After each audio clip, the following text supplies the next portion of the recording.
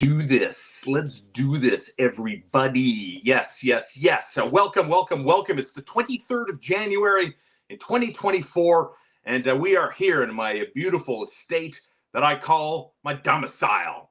Good afternoon, and welcome to another edition of In the Car with Star. My special guest, it's Eric Macramalla, who you hear weekly on the TSN 690 Morning Show with yours truly and Connor McKenna every Thursday at 9:05, occasionally in this space right here. Eric, hello. Hey, my man. So you're not in a car, you're in your office. Yeah, Did you but I want me to still am. wait? Want me to wait till you get into your car to do this? No, it's cold. I don't know what the weather has been like, and like we're geographically kind of close. We're very close. It's the same. But we're in like a valley here, and it's like we just went through, I guess, our version of a polar vortex 2024 edition, where it got, like, with the wind chill and everything, as cold as 25 degrees below Celsius. And I'm just, as I've gotten older, my threshold, my tolerance is almost non-existent. What about, like, your boys at home? How do they deal with these frigid temperatures? Are they outdoor kids, or they just want to, like, hunker down inside and chill with an iPad or something? Well, you're right. It's funny because I'm so lonely that when you ask me that question, there are like 3 or 4 different things I need to answer. I agree that as we get older, we become more intolerant of the cold, right? Yeah. Now, I am forcibly more tolerant because of my boys. So this, I think it was Sunday morning, it was minus 25 with the wind chill. We were out at the outdoor rink. It was just the 3 of us. And then, just as luck would have it, one of Nicky, who's 7, one of his U9 teammates showed up with his dad. I didn't text him or anything. And then a buddy of mine and his kid showed up that we're really good friends with as well. But we had the outdoor rink to ourselves. We played some 4-on-4. It was a great time. And it was, I remember telling my wife, Emily, it's just, it's just funny. I mean, it's obvious, but it's funny in that, cold is sort of a matter of context. It's freezing minus 25. Then you start playing hockey on the ODR in the sun when it's not windy. And suddenly it feels really, really warm. So the boys are outdoor boys, only because nothing good happens when a 10 and 7-year-old stay home. And as far as the iPad goes, they're currently being punished. So no iPad for 2 months. That expires in March. Yeah, and no Switch for 2 months. They were just using bad language at home, and our job is to raise them. But I'll say this, since they've been off the iPad, they have behaved a lot better. It just does something to their brain, that dopamine rush. Really hard to get them off the iPad. When they're on, they become aggressive. When you try and take them off, they don't pay attention. Watching TV, when they're watching cartoons now on TV, we just chat the whole time. Okay. I got grounded regularly.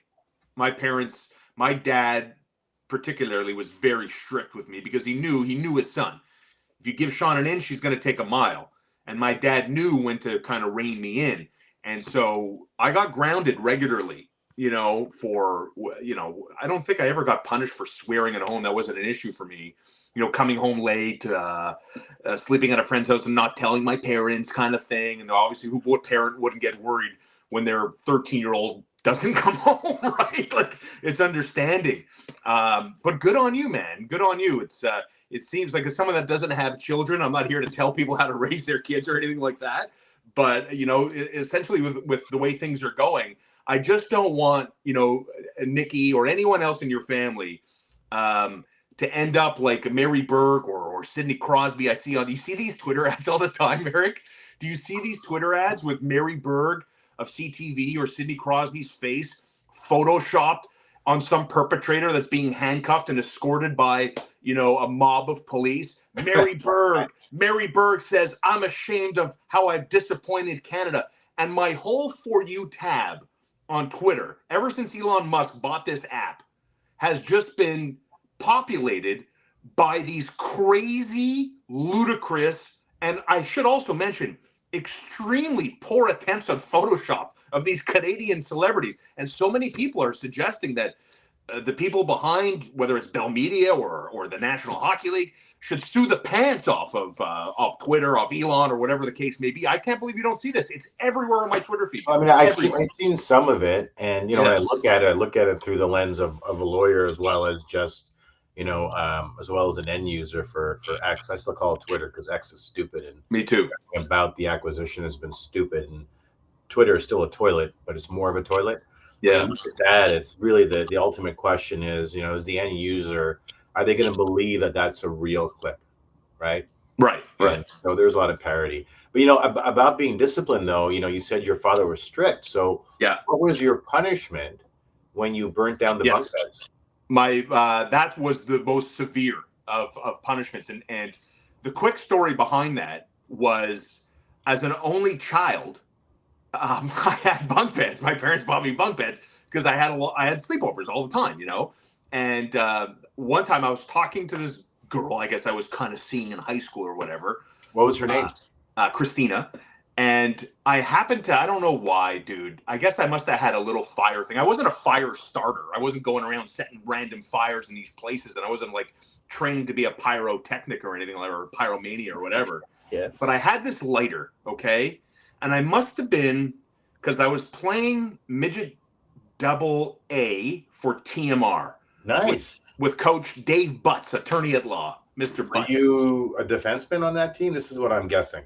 No, I was the starting pitcher, and I was if I didn't. Oh, sorry, my hockey or baseball? Baseball. Sorry, baseball. Sorry, yeah, and I was the everyday third baseman, and I played midget espoir, and I played junior elite, and all that stuff, and so I was talking to this girl Christina, and I was playing with my lighter on my lower bunk bed, and up above me was the separation, obviously, and the foundation that holds up the upper level of the bunk bed. And there was like kind of this fine mesh material.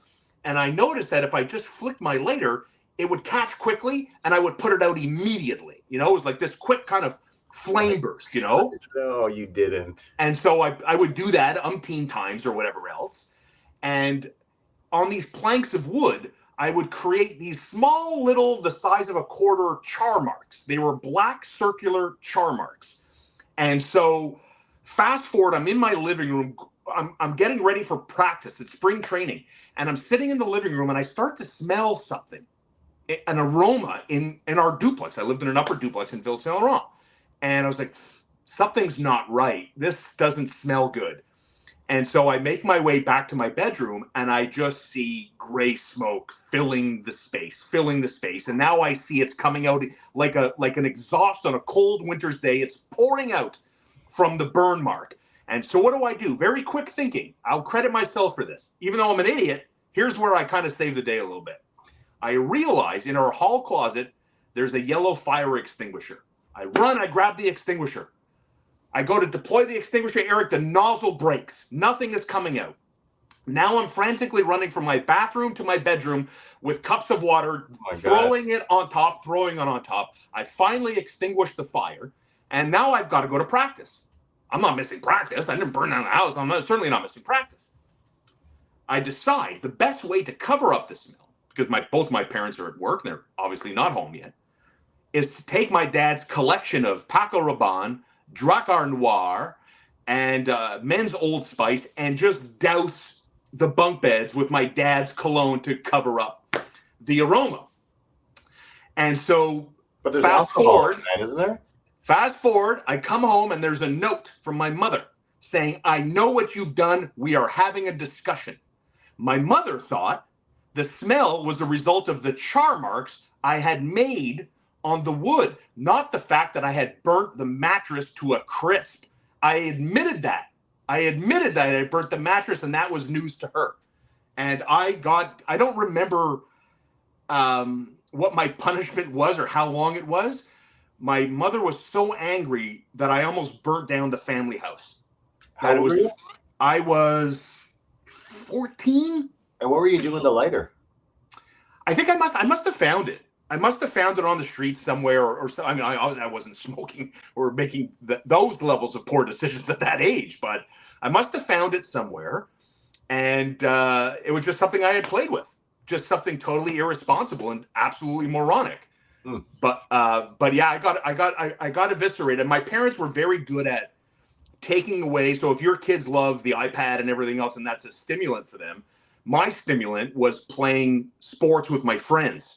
And so my parents took away baseball, they took away hockey, they took away my outside time. And my idiot friends, you know what they would do? I kid you not. This is a true story. Every time I got in trouble and I wasn't allowed to go play with them, they would all come outside my front door, and they would set up a ball hockey game and play for like 2 hours in front of my bedroom window that overlooked the street. That's what they would do. So I would be grounded in my room watching them play without me. Wow. Wow. And that's the bunkbed story. That's the true, honest to Yeah, God. you never told the full story on the air because obviously it's terrestrial radio and it's too long. Although I don't think it's too long. I mean, Connor would have cut you off 12 times, but I just would have plowed through the story personally. Yeah. It's I could it was one of those things you look back on it, you're like, not funny, but yeah, kind of funny because everything turned out to be okay. The Montreal Canadiens week from hell is over. 15 goals over the last 2 games, 6-2 on Thursday to Ottawa, and then a 9-4 thrashing at the hands of the Boston Bruins on Saturday night. And as a result, it's game day. The Canadiens and Sens renew their rivalry at 7 o'clock tonight, this time from the Bell Center, where the sheriff is back in town. Arbor Xhekaj called up from the Laval Rocket. He'll make his return to the Canadiens roster tonight, Eric. I want to start with the sheriff nickname. I love the Wi-Fi nickname. I guess I'm not in a position to tell him that I don't know why you took it with such great offense that you didn't like your family name being attributed to a Wi-Fi password. But in terms of the level of creativity for that nickname, dude, it was a solid 10 on 10, man, no? Yeah, I think that nickname is really fitting because that's how we all see him.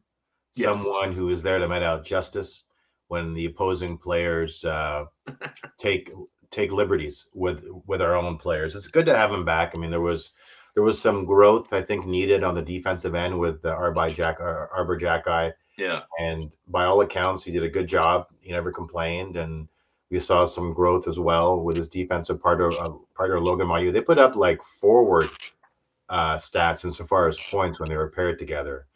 So that was really, really good. Yeah. It's just nice to have him back. I think that he's the kind of player that kids really like as well. Yeah. And it's not just exclusive to adults. So there's some level of excitement and interest having him back in the fold. You?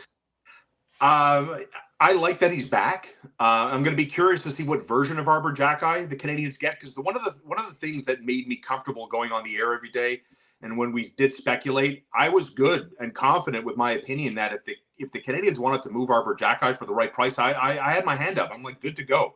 You know, I thought that Arbor Xhekaj lacked a lot of discipline and good judgment on the ice. Obviously, I liked his physicality. I'm a fan of fighting in hockey when it's deserved, not the premeditated stuff. And I thought the Canadiens could use that type of toughness. And there is also part of me, I guess, the ultimate silver lining is this for me. And I'm curious where you come down, right? Because this is the ultimate silver lining. When the Canadiens went to the Stanley Cup final during the COVID years, Ben Sherratt, Carey Price, and Shea Weber, that trio was not to be messed with. You got anywhere close to Carey Price with those two defensemen in front of him, man, you had to be willing to pay a physical price to try to get there and try to score a goal, certainly from in close. So there is part of me, Eric, when I look at the Canadiens' defensive structure as they're currently built, I don't think David Savard, by the time the Canadiens are ready to contend, is going to be in the equation. Mike Matheson isn't a confrontational guy. Caden Gooley, I don't know if he's a confrontational guy a la Ben Sherratt. He's got the skill set, but he doesn't show the physicality, that level of nastiness. Jonathan Kovacevic, Jordan Harris, Lane Hudson moving forward down the list, Logan Mailloux down the list. Arbor Xhekaj, if he hits, Eric, is what the Canadiens are going to need in order to find success in the playoffs. Are you willing to extend that level of trust and belief based on the sample size of the NHL or what you've seen? 11 points in 17 games with Laval, as you point out, is very good production from a defenseman. Yeah, and I think him and Logan Mailloux combined for something like 26 points across that stretch. I don't think you have a choice. I think Arbor Xhekaj and Caden Gooley will be, along with Reinbacher, are going to be the three mainstays on this team. I mean, really, it's going to be Gooley and Reinbacher, and Xhekaj will have his ebbs and flows. But insofar as being hard to play against in the playoffs, and that's what you need. And Canadiens clearly are building this team from the defense out. Obviously, there's no doubt about that. Ken Hughes, in his presser last week, pushed back on needing a point a game player. So they're building very much like the Vegas model from the outside or from the back end out, mainly because they've been unable to draft impact players that are forwards. It's just that simple. They have yet to do that under Hughes and Gordon's watch. I think Gouli is going to be that guy. I mean, he was a captain in the WHL for a reason, for the Oilers, I think, or the Oil, and Jack Guy is going to be that player. I think that's why he was sent down, because they have long-term plans for him. You're right. David Savard is going to be gone. Kovacevic is going to be gone. Jordan Harris is going to be gone. Who knows about Struble, and Matheson will be around. There'll be a lot of players in 3 years, Shaun, that are gone on D and on forward. Tanner Pearson's gone. Pisetta's gone. Armia's gone. Anderson's gone. Evans is gone. Gallagher's gone. I mean, this is more than half of the team will be gone in 2 years. You know, you dropped Josh Anderson's name, and I just got to ask you, is Josh Anderson the lesson learned when we talk about the potential of moving Sean Monahan? You know, there's so much buzz around this guy. Obviously, the Canadiens got a first from taking him from Calgary. Frank Saravelli yesterday, along with John Goyens, wrote an extensive breakdown of the potential partners that they could see being attracted to Sean Monahan. And it's the upper echelon of the National Hockey League, really. It's Colorado. The Avalanche. Yeah, it's Vancouver. Winnipeg there, Boston there, as you said, at the Colorado Avalanche. And Saravelli's contention, more or less, is that they could expect a first-round pick. And there are some, Eric, that believe, whoa, look what Sean Monahan's doing. Look how valuable he is on and off the ice. And last year, the season went down the toilet when he got hurt. Is the lesson Josh Anderson? Like, if there was an opportunity to move this guy by a lot of people's reporting, and Ken Hughes said thanks, but no thanks, we're good moving forward. I mean, Josh Anderson battling through injury, clearly went through 1,000 games between goals past the goaltender. He scored 2 empty netters there before he finally beat a goaltender after 30-odd games. Sean Monahan's a lesson. You cannot afford to keep this guy past March 8th, right? Don't call me crazy by having that opinion. No, I'm not going to call you crazy, because I'm afraid that you'll burn down my house. Right. I guess for me, I see those are separate issues. Josh Anderson and Sean Monahan. Monahan is going to be 30 years old next season, and would not be characterized as a durable player over the past 4 years. There's no doubt about that. Significant injuries. Yeah. So the best predictor of future health is past health. You don't get any better as you get older. You become more injury prone. Sean Monahan is a complete 200-foot player. Of course, he makes the Canadiens better, but that's why he's a player that can get you back a first-round pick. He won't be around in 2 years. And plus, he wants to play for contender, sign a 1-year deal. There may be a gentleman's agreement that Hughes will move him. I believe the likelihood of Monahan being moved is at least 100%. Okay? I think he's as good as gone, and he'll improve a team like the Avalanche. I suspect that may be where he goes, but Canadiens have to be, weary that the first-round pick they get can be very different depending on the team that he goes to, where that team will finish in the standings. As far as Josh Anderson goes, for me, he's a cautionary tale, but of a different kind. Mm-hmm. He's a player that was overvalued by Canadiens management. You know how I feel about Josh Anderson? Very much a north-south player. Anecdotally, my sense is he has played over the past 3 years with the highest number of line mates, because he operates on an island when he's out there playing. He doesn't make his line mates better. I've seen kidney stones that pass better than Josh Anderson. He's just alone out there, and he represents a cautionary tale insofar as general managers conflating size and power with athleticism and value. Yeah, I'm guilty of the same thing. I thought this guy was going to be. I thought he had captain material, dude. I'll say it. No. I thought he had captain material. Well, I thought he was lobbying for it before Suzuki got it. Yeah, I could tell in his interviews, but I also had a sense that maybe he didn't have the disposition. He's a great guy, obviously, and he's a really good hockey player. I mean, he's an NHL hockey player. Yeah. Of course, he's had some good moments in the NHL, including the playoff run by Columbus 3 years ago.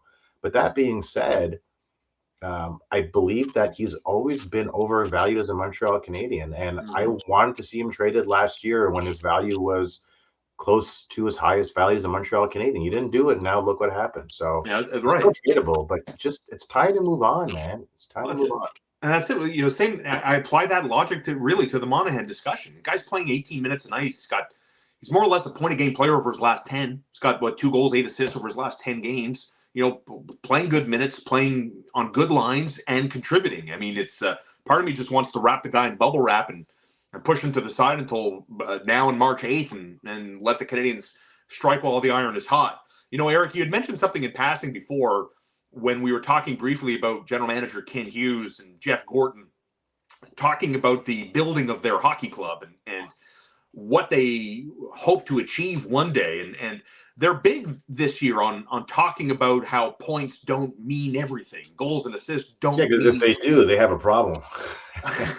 So, it's been something that's been under my skin a little bit. Even Martin St. Louis, after watching his team give up 15 goals over 2 games, I was kind of tired with the philosophical approach after a game. Like, get angry, kick some ass verbally, get out there and not necessarily throw guys under the bus, Sam Montembeault to the bus, or Michael Pezzetta for some bad decisions on the ice. But not everything has to be deep thinking, philosophical Marty about, hey, this is what happens. You gave up 9 goals. You're a pro athlete in the pros. It's okay to be angry. It's okay to, kick some guys every now and again. I'm very curious how this team responds against Ottawa, who thrashed them last Thursday 6-2. But let's talk about how it makes you feel as someone has watched this team their entire life. I've watched this team forever. I've mentioned several times I'm tired of reciting history that's 4 decades old to reference Mats Naslund and Stéphane Richer as the last guys to score 150 goals with the Montreal Canadiens. How does it make you feel to listen to the architects of the current Montreal Canadiens talk about points, goals, superstar players? We're good with the path we're on. You are effective when it comes to lighting a fire under your bunk beds or under me. Yeah. I was watching the Ken Hughes press conference last week, and he repeatedly was asked about the importance of having a point of game player. And he was asked about it repeatedly because it's important, and the Canadiens don't have it at any level within the organization. And he pushed back repeatedly. And then he cited Bergeron, his former client, Patrice Bergeron, is the first ballot Hall of Famer, never a point a game, which he was twice, but that's not the point. Is he doesn't have that point a game sort of pedigree. The reason it's being asked over and over and over again, and I've talked about this on 690 for the past year. I've mentioned every time. It seems like every time I'm on, I'm mentioning there's not a single game breaker on this team at any level. It's because the Canadiens don't score goals and have it for 20 plus years. I did the math myself. I was curious. I put it on Twitter that since 2000, the Canadiens have not been a top 10 team in goals for except for 2 seasons, and one was a lockout shortened season. For the most part, they're somewhere between 25 and 30. Last year, 27. Year before that, 26, 27, 17, 18, 14, 29, 16, 16, 19, 21, on and on. This fan base is starved for goal scoring. I don't have to even look at analytics. The basic fundamental data, goals for, tells the entire story. And that's the context I think maybe Hughes isn't totally sensitive to, that it's Groundhog Day, man, and it has been for 25 years. I'm sorry. This is why I've been saying to you that there's some sense of apathy on my part when it comes to the Canadiens now, because I'm not optimistic that this team has drafted in such a way that they can sustain success long term. And to do that in the NHL, you got to have a good decor, yes, but you have to be able to score goals, particularly on the power play. Canadiens don't have that. They don't have that. Sorry, they don't. I don't like that word apathy when you talk about. I don't even know what it means. In the context of the Canadiens, I only know what it means because Connor and I had Ian Mendes, your dear friend from The Athletic, on the TSN 690 morning show today. You could listen to that at tsn690.ca. And I had asked them at the tail end of the interview about the Sens fan base, right? Because here in Montreal, there still is this overwhelming sense of positivity, really, maybe not as strong as last year, but I think the overwhelming sentiment is in Hugo we trust, Hughes and Gorton I'm talking about. And I asked him about the direction of the Sens fan base, with what's been a parade of disappointments, right? From the potential of celebrity ownership to not landing anybody in terms of celebrity ownership, to not living up to the expectation a lot of people had that they were going to take the jump and maybe be a playoff team and all the good players they had. I mean, heck, Tim Stützle had the same amount of goals as Yoel Armia last week before he finally got to 10. What did he score? 2 in Philadelphia, I think, on Sunday. But nevertheless, he's finally moved on, right? And in terms of goal production. And Mendez was talking about, there's no apathy in Ottawa. The fans are still optimistic. Yeah. The silver lining is there and everything else. So, like, when you said that word, I was like, ooh, apathy around the Canadiens this early into the Hughes-Gordon regime is a bit of a red flag as far as I'm concerned. Look, I think you're bang on. And I had Ian on my show last week as well. And we talked a bit about that. The reason there's no apathy is because you have Stützle, you've got Brady Tkachuk, you've got Chychrun, you've got Shabbat, you've got Sanderson. I mean, that's as good a core as there is in the NHL. The goaltending is an issue, and I hate saying that because Corpusello is now my neighbor. But as is Zach McEwen and my boy, my eldest son Daniel, and his hockey buddy went down to shovel his driveway last week when it snowed. Nice. They just all three of them chatted. It was really, really cool. Oh, I love that. It was a beautiful moment. And so it's there. They just need an authoritative Tortorella type coach to come in and teach them how to play hockey in a structured way. To me, I don't agree with Mendez. He says blow up the core. I think he's wrong. I think you just bring in someone who gets the X's and O's and is disciplined. And a guy like Tortorella who already has a job, but a person like him will be effective. Canadiens, I'm sorry, man. Outside of Caulfield, Caulfield's an elite goal scorer. Yeah. Outside of him, there's not a single elite player. I watched Sleepy Suzuki play, and I love his intellect. But on the power play, it's like it takes 12 seconds to launch a shot. It's like that's not how you score on the power play. He's very deliberate. He is very deliberate. Deliberate, yes, that's the perfect word. But that to me kind of captures the essence of the issue is that we have some players that have skill, but we don't have a Nathan McKinnon. We don't have the guys that drive you to success, and you need that. It's really hard to win, Shaun, without that. It doesn't guarantee winning.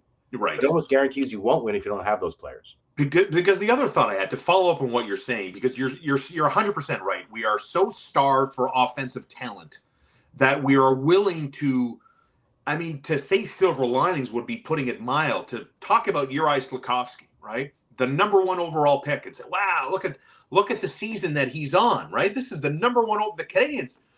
The Canadiens were like one of the worst teams in hockey, brother. One of the worst teams in hockey, and they got the number 1 overall pick. And Juraj Slafkovsky's got, what, 6 goals, 12 assists? He's got 18 points. We're like, that's okay. Baby steps. He's on the Tage Thompson curve, I keep reading. I'm fine with that with him because what else was available? It was a really weak draft, right? Yes, you're right. What else was available? You're correct. I don't know if I can necessarily blame Hughes there. And then in the past draft, you pick Mishkov over Reinbacher. Here's the thing. If you want a defenseman and a forward, yes. Last year you pick Nemec or you pick Jiricek. And then this year you pick a forward or last draft. Maybe that's the way you do it. But they clearly want size. And I get it. And Slafkovsky in 3 years is going to be fine. He'll be a 65-point a guy season. And, and you talked about it on 690 earlier this week. Yeah. You're already seeing signs, and I agree with you that Slafkovsky is able to handle himself physically in a much improved way. We're bang on. If we're watching these games, yes, I hear his name being called out by the announcers a lot more frequently than let's go in the first 15 games compared to in the last 15 games. But there's part of me where I feel as though that Ken Hughes has gold fever, where you can't see. You found a little honey patch, and you are blinded by the gold. And his gold is Patrice Bergeron. That's his former client. Everyone has universal respect for Patrice Bergeron for a lot of different reasons. And then I just feel like he's trying to find a team and build it like Patrice Bergeron was the player. Patrice Bergeron wasn't a point-a-game guy. He wasn't winning Rocket Richards or Art Rosses, right? He was a brilliant first-ballot Hall of Famer two-way player of the upper echelon. And I think Ken Hughes' approach is trying to build a team filled with the best versions of Patrice Bergeron as they could possibly get. How else can I explain? Why are they allergic to star talent? Why are they allergic? But I mean, every GM will have an inherent bias, and Jeff Gordon will have it too. I mean, these are decisions that they make as a team. Yeah. And they brought in some pretty good hockey minds to figure things out. The Bergeron bias aside, and it may well be there, although it's a pretty good bias to have, I would think. And Suzuki will likely be a Selke finalist this season. I don't know what was available in the draft, right? So that's the issue. Right now, our best players have been drafted by who? Bergevin, Suzuki, Oh, it's crazy. Yeah. Caulfield, Yeah. All of them. Gouli, All of them. and Yes. also traded for Montembeault. Nick So Suzuki. yes, and so traded for Suzuki. Yeah. So the core remains undisturbed from the Bergevin era, and that to me is funny. Yeah. Yeah. You're 100%. You look up and down that roster. Yeah. And even on the negative side, Brendan Gallagher's an inherited contract from the Marc Bergevin regime, and on we go. We talked about the Ottawa Senators there briefly, and the fact that the fan base is still rejuvenated. On Thursday at the Bell Center of this week, Patrick Roy's back in the league, brother. How does that make you feel? He's coaching up the Islanders. He's rounding out his coaching staff, poaching guys from Gatineau, bringing them on board. He's going to make his return to the Bell Center on Thursday night. Ottawa obviously didn't land him. They got Jacques Martin a few weeks ago after they moved from DJ Smith. But how are you feeling about Patty Roy back in the show, baby? You got time for Patrick Roy? And are you glad he's not coaching the Senators? I really thought there was a chance that he would coach the Sens, only given that Ann Lauer, the owner of the Sens, is a big Canadiens fan.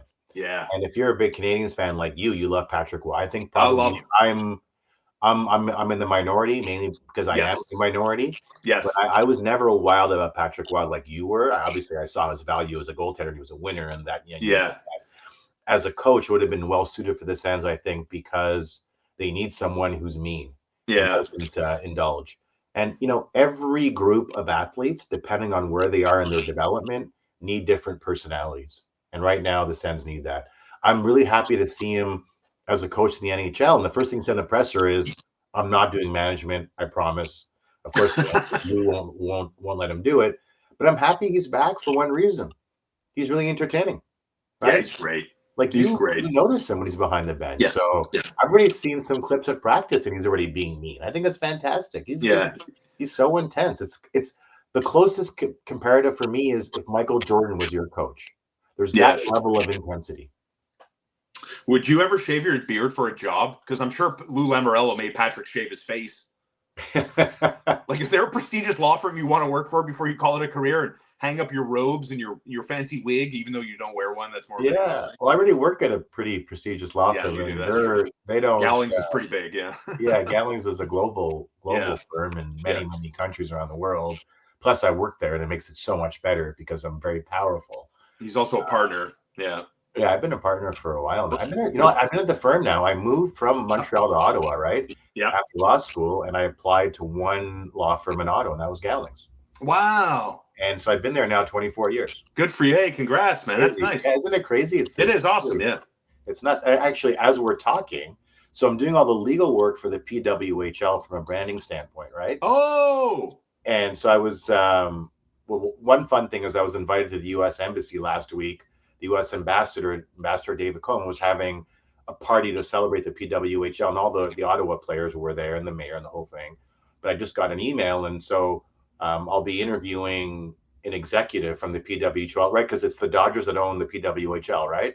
So it's Kasten, and then he's got a subordinate under him by the name of Royce, and Royce will be on my show. I just got the notice now. He'll come on the show next week. And that's the fun thing about being involved where I am with legal stuff, is that I have access to these different kinds of people, so it should be interesting. You got access to like groundbreakers, to people making moves and changing the landscape, so to speak. What's the buzz like in Montreal? Because in Ottawa, there's a lot of buzz. Substantial. The fact that Marie-Philippe Poulin is torching the league. I think she's second in points. She was the first star of the week again for the second straight week. I think Montreal needs to see some results.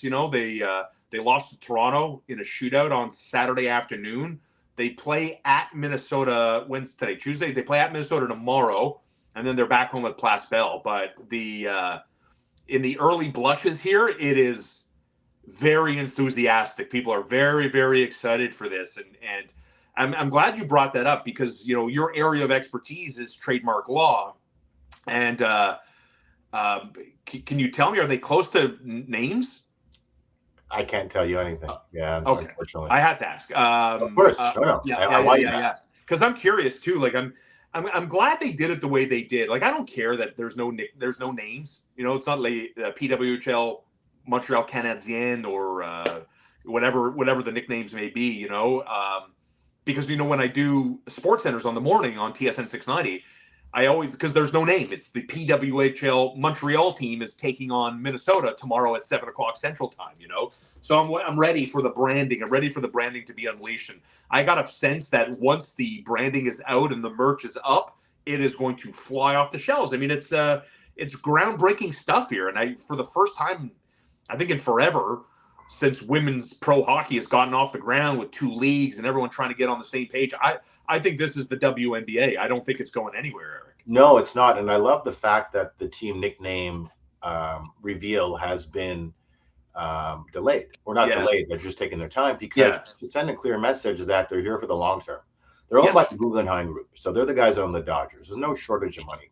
The reason they're doing it is because the timing is right now. And we know that. It wasn't right 5 years ago. It wasn't even right 2 years ago. The timing is right for women's hockey. And as you said, these franchise valuations, or you suggested franchise valuations for these teams are going to go up.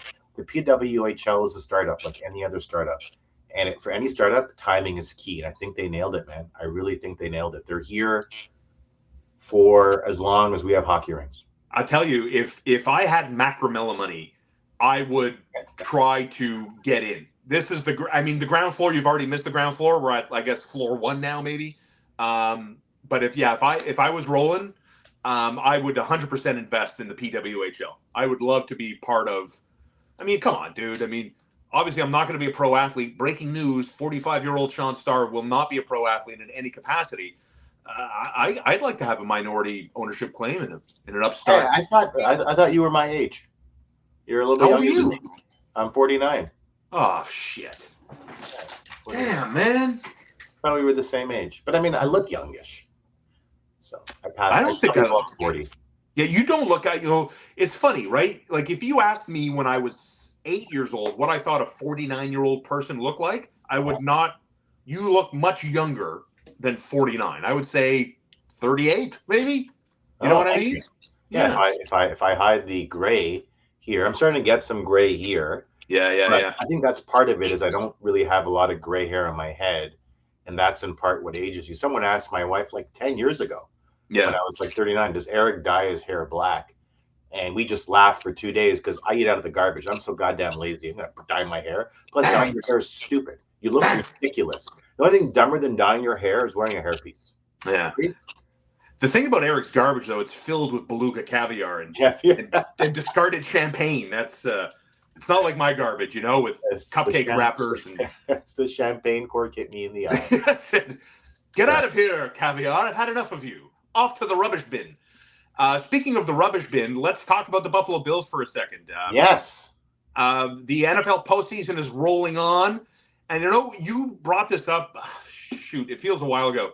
But I want to start with the numbers of the Buffalo-Kansas City game. Have you seen the published reports of how many viewers they got for a divisional round for that 40 game? million? Is that right? 50+ million. It's the highest watched divisional game in history. Those are MASH numbers. Yeah. Yes, I think it was 50.38, the last number I saw. Wow. And of course, it was another classic game. Kansas City prevails over the Buffalo Bills in a 27-24 final. Tyler Bass misses what I thought was a very makeable 44-yard field goal. It was windy, though. It was, but we had seen he had made a field goal earlier. Butker was drilling them, and obviously he's a better kicker. A point final there. But there's a couple of things at hand I want to talk to you about. Obviously, Tyler Bass, being the victim here, had to delete his social media. But he should. Oh, really? He deleted his Twitter. He was getting 3 or 4 death threats a day. You don't have to delete your Twitter. You just you can turn. Well, he just scrubbed it. He got rid of it all. But it's the same old. Athlete fails and your family must die. That's just the way it goes, unfortunately. But oh, you're funny. Yeah. I have a hard time looking at this and saying, you know what, kicker, you missed the field goal. One of the things that really irks me is that had he made it, there was still $1.27 left to go for Patrick Mahomes and the crew to do something, to go off and walk off to win the game. Because remember, in 2021, all he needed, Eric, was 13 seconds and one possession or a few possessions in overtime to dispatch of the Buffalo Bills. But I hear a lot of people tell me, listen, X's and O's, pros and Joes, doesn't matter. The Chiefs have Buffalo's number, and that's all there is to it, and that's just the way it is, Eric. Do you see it any differently? I don't blame him for losing the game. Yeah, he missed the kick. Was it Shakir that fumbled the ball out of the end zone? Mecole Hardman. Oh, it was Mecole Hardman. Okay. Yeah, I don't blame him for missing the kick because the Bills' offense did not play well. Stephon Diggs had a ball go through his arms. Josh Allen threw a ball 20 yards or farther only 4 times, was 0 for 4. The Chiefs did it on a somewhat regular basis. It was basically a run game accentuated by a number of short and sometimes intermediate throws. And that was it. There was no deep ball. They weren't playing aggressive. I get Diggs since week 10 has been poopy. I get that, but he's still Stephon Diggs. That's why they gave him the ball via handoff to start the game, right? They wanted to get him activated. The Bills had many opportunities to win that game. The Bills' game plan wasn't designed here, I think, for success, given who they were playing. Their defense was depleted, so they had to score a lot of runs or points, excuse me. I have difficulty. I get it's recency bias. The last guy to make a mistake, you blame him. And it's a kicker. And in Buffalo, wide right is synonymous with being a Buffalo Bills fan. But Shaun, I don't blame him for the loss. I blame the Bills as a whole. There were many, and Josh Allen talked about it in his presser. There were many opportunities to win this game. A number of things they could have done, they didn't do, and they failed to do. That's why they lost the game, not because of a kicker. No. The kicker was in the position to win the game, but he's not why they lost the game, in my opinion. No, and you know what? I have no issue. Josh Allen is a great quarterback. I would happily have him be the number one guy on my team every day, all day. But there has to be something that gives with Buffalo. They are in cap hell. They're going to lose a lot of players. Von Miller is gone. Maybe the worst money they spent on a football player all year. Stephon Diggs, to your earlier point, is I don't see a world in which he comes back as a Buffalo Bill. And they are going to have some serious issues to compete. And forget it. And that's just salary cap. Look at the landscape of the AFC. Look at their own division. Lamar Jackson in the North, in the AFC North, not going anywhere. CJ Stroud in the AFC West has emerged, hasn't he, with the Houston Texans. And all the while, the Buffalo Bills are wondering, where's our identity? Where's our identity? I think the true issue with Buffalo that has hurt them is their inability to create and force turnovers that they can recover and turn those into something. Field goals. Touchdowns, obviously, would be the best result here. But the fact remains that Kansas City averages almost 36 points a game against Buffalo. And the Bills, despite the fact that Sean McDermott is a defensive genius and they had Leslie Frazier there forever, that they cannot figure out a way. They have to deal with Josh Allen, who is skill set wise, trying to force the issues sometimes. Because, Eric, every other quarterback, like a Josh Allen that's described as someone that loves to throw in triple coverage and everything else, I mean, hell, if Brett Favre can win a Super Bowl, I believe in Josh Allen. I believe Josh Allen can win a Super Bowl. I see it. And I've seen gunslingers win Super Bowls in the past. And I don't think he's any different. He can win a Super Bowl, but it's not Josh Allen win the Super Bowl alone. And that was the issue in that game. It was a lack of balance. It was the entire game was on Josh Allen's shoulders, whereas Patrick Mahomes was distributing the ball and he had a balanced attack. I mean, what about the fake punt? It was idiotic. There's certain plays DeMar Hamlin, I mean, come on. Before it sounded, this is not going to work. No. And it made no sense. You know, why not go for a touchdown on fourth down when you're 44 yards out rather than settle for a field goal, right? I mean, there were so many other instances where the Bills failed. It feels like, Shaun, ultimately, the Buffalo Bills blew it. They had an opportunity to win, and they coached themselves out of a win. That's what it feels like to me. Agreed. I wish I disagreed with you. It would be better content, you know, honestly, because I see it the same way. And I think about Aaron Rodgers in his last year as a Packer with Matt LaFleur hosting a game in the playoffs, and Tom Brady goes there with the Bucs and beats them at Lambeau Field. Like, you did everything to set yourself up and put your team in the best position for success. And Aaron Rodgers, you know, kind of choking, stutter. What do I do with the ball? Throw it, keep it. Josh Allen, the Bills overthinking it, to your point. Great point. Fake punting. I mean, it's desperation time, and you're reaching, and everyone sees it.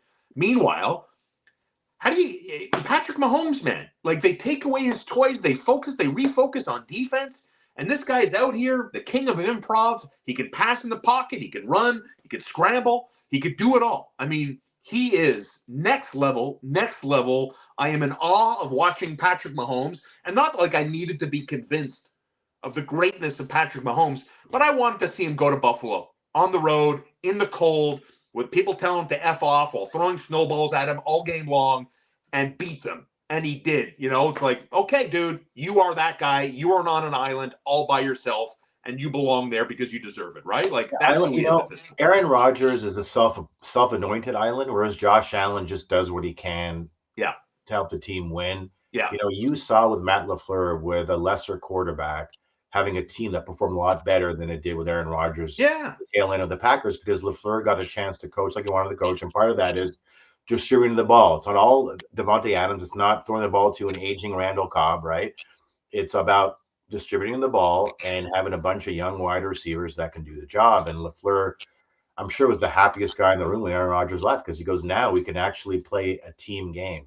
Josh Allen is a team player. I just don't know whether the coaching staff gets it. And I guess we'll see, man. I'm not convinced this is the right coaching staff. And we're down to the Final Four, starting Sunday at 3:00, and then ultimately culminating.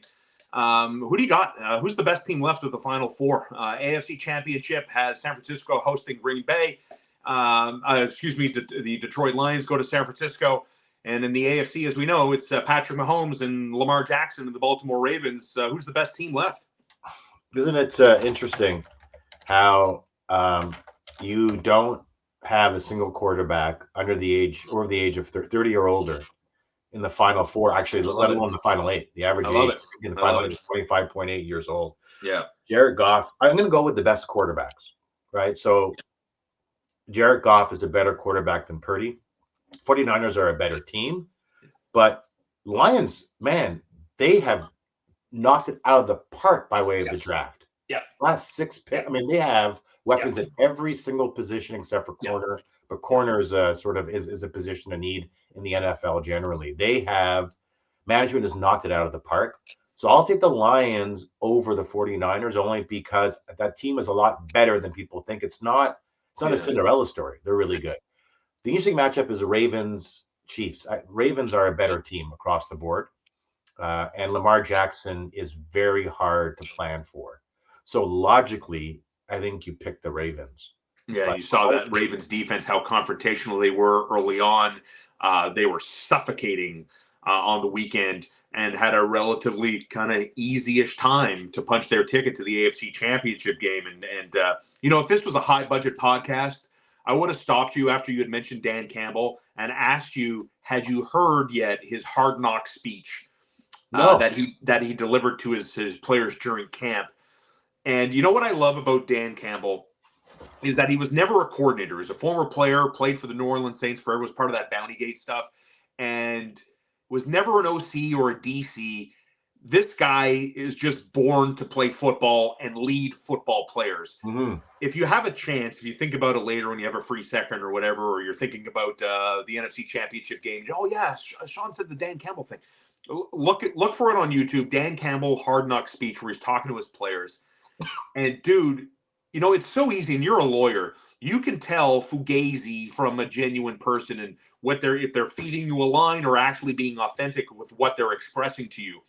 And there's no doubt you will see total, genuine, authentic, talking from the heart about how much he loves his players.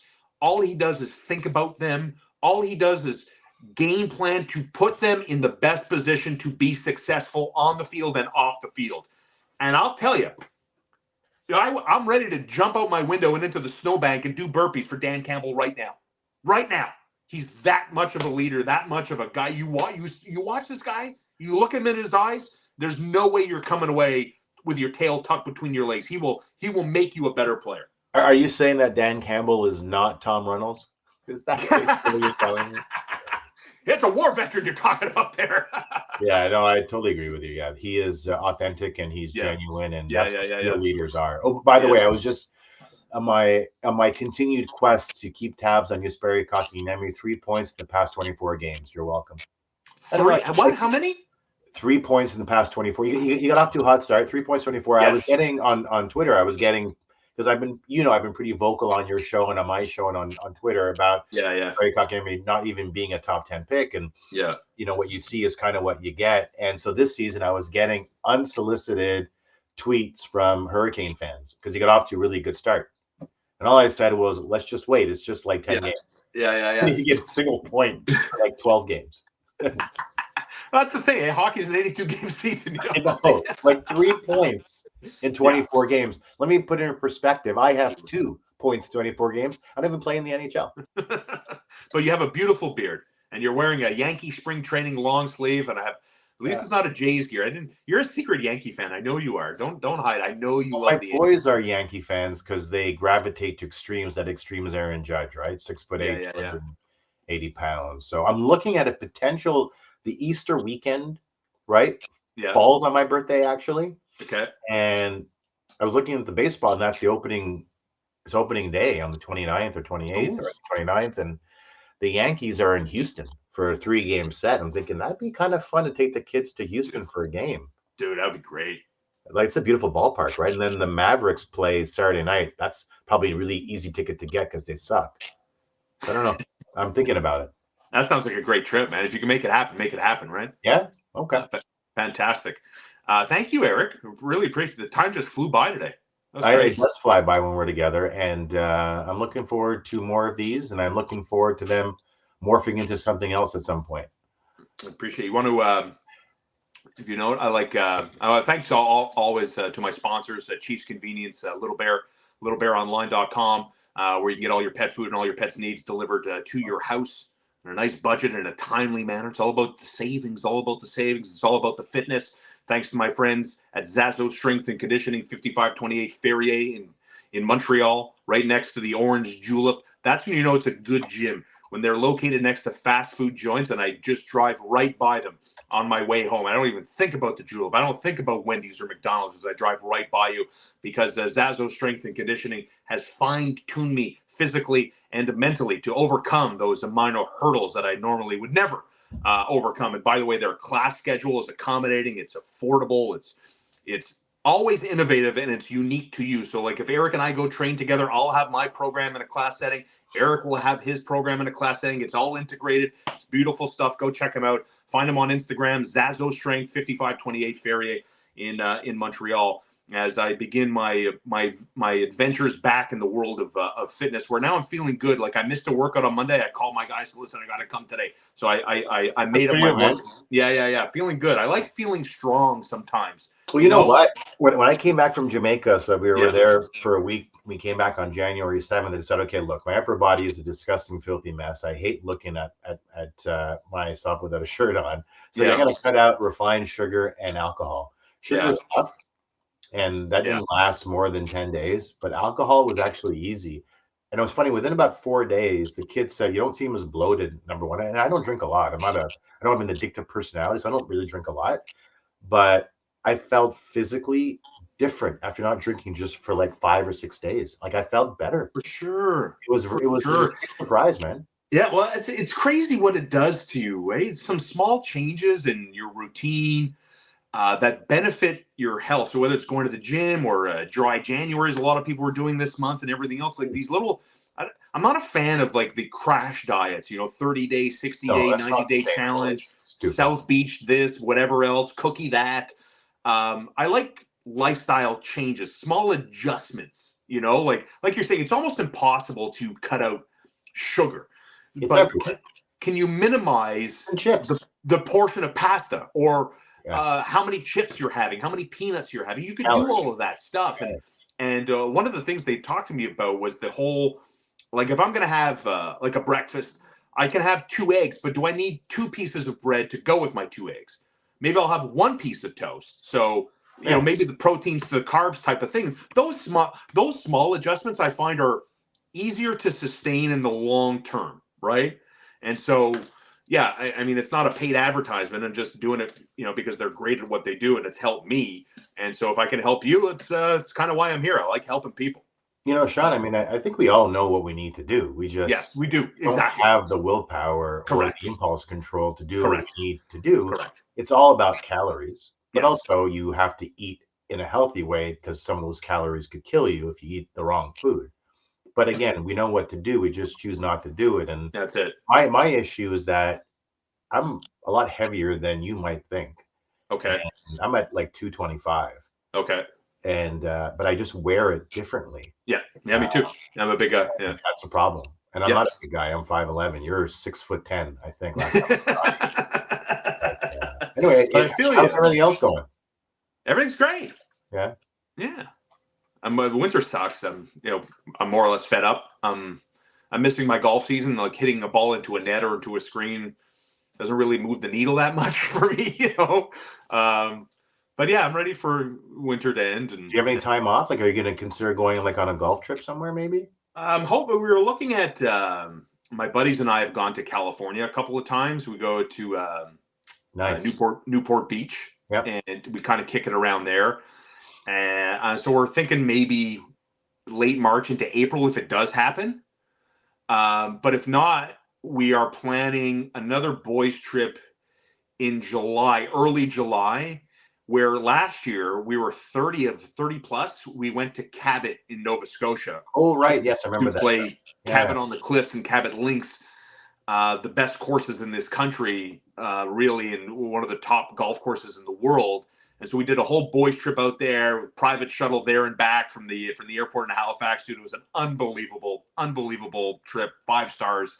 We played 4 rounds of golf and ate and drank well, and just shot the breeze with like-minded fellas and everything else. And we found a place closer this time in upstate New York that has this golf compound, casino, nightlife, all together wrapped up in a nice little. Oh wow, where's that? Yeah. So I'll get you some details, but yeah, that's in the books. We're locked and loaded there in July, and that's going to be a quick hitter. That's going to be like 3-4 days. I'm probably going to need 3-4 days to recover from that. Well, don't forget about your other massive golf trip last year to Ottawa. You, Connor, and Simon. I didn't want to. That was Tzatziki sauce. That was a great one too. I hope that reoccurs. I hope we're. It'll reoccur for sure. Or if we can, bring it to Montreal, I would love to host you and have you at my club, and we can do the whole thing and everything else, and you can still pay. I'll happily. No, I paid for dinner last year. I think you guys paid for your green fees. That was a great dinner. We had the Rose Bowl. That was. Was phenomenal. Great. Yes, it was phenomenal. Yeah. I would go if you said, "Hey, listen, boys, Ottawa golf. You guys want to go to the Rose Bowl for dinner again?" I'm like, "Okay, yes, please." Yeah. I'm not a favorite. I have a favorite thing all the time, but that's my favorite restaurant to go to because it's just so damn. And that seafood tower is ridiculous. And the service seafood towers are pathetic. And I love good service. I really love, like the professionalism of the waiter waitress and what they do, and when it's done very well. Yeah, it adds to the dining out experience. And when you get the bill and you've had that experience where the food was good, the service was unbelievable, they weren't on top of you, but yet your water was always filled and the wine was always there, and the food was on time and hot and they well spaced out. Feet. Yeah. If it's you look at the bill, you're like, okay, it was great, well worth it. Yeah, but you didn't pay for it, so you didn't even look at the bill. But correct. That's why isn't it kind of fun to go to a different city to play just with your buddies? Yes. Drive down. Yes. Because it was important. Not only I'll tell you 2 things about how my brain works when I think about golf. Is I want you to watch me play golf, and I want your takeaway to be, okay, this guy doesn't just talk shit on the radio; he can actually play. And for me personally, because I'm still a baby and I do care that you think good things about me. The other thing is that one of the ways to measure someone as a golfer, especially a club player, someone that belongs to a club and plays at a club 98% of the time, is can you take your club handicap and bring it with you on the road and play a course I've never played that course before, ever. And I think I shot 3 over par or whatever the number was. I had a good day with you guys. So that's where I'm at. The bottom line is that Simon, Connor, and I were golfing. Yeah. And you're a golfer. Right. And that was the difference. No, I thought you were phenomenal. You were fantastic. But you sometimes and I'm far removed from being the best player in my own club. Like, I'm a good player. I'm above average. I'll admit that easily. because I deserve it and I've earned it to be able to say that about my game at this point. But so many people, oh, Shaun, do you want to play with me? I'm a hack. I shoot 100. I don't break 90. You're a good player. Bah, bah, bah, bah, bah. And I tell people all the time, just to reassure them, I don't care what you shoot, man. Let's keep the pace and let's have a good time. Right? And like, you didn't feel any stupid pressure playing with a better player or a guy who plays all the time. You guys have real jobs and you work all the time. No, we were playing with Connor, so we looked like we were part of the PGA. And we were friends, we all get lost. No. I always say, like, golf is like life. It's not where you golf, it's who you golf with. That's it. You got it, brother. Well, it was great talking with you today. That was an hour. Lots. Yes, it's crazy, eh?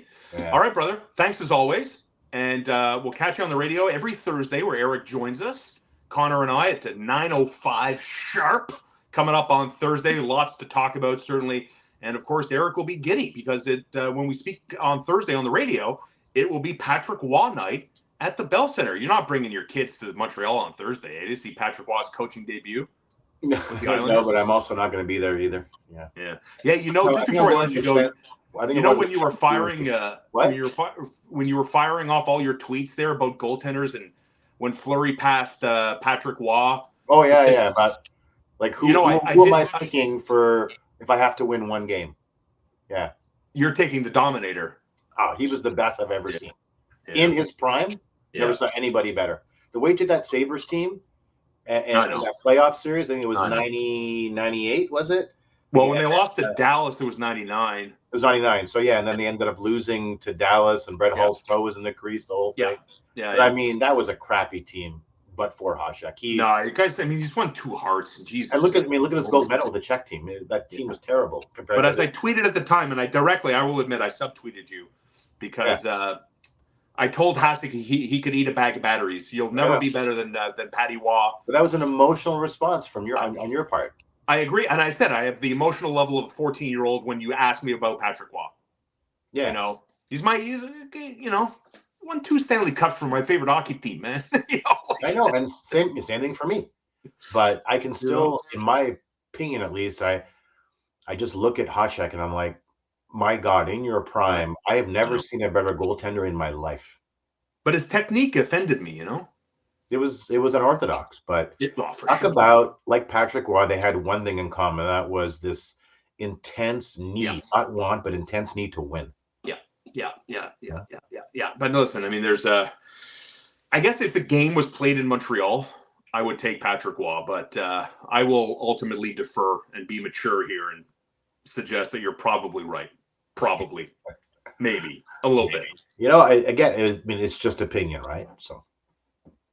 And you know what they say about opinions, right, Eric? Everyone's entitled to one unless they're stupid and racist. Something, or I was going to say like buttholes. Everybody has one, but okay. That's good. Thanks, brother. I appreciate the time. We'll catch up again on Thursday morning live on TSN 690. All right, man. I love you. Take care. Love you too. Peace.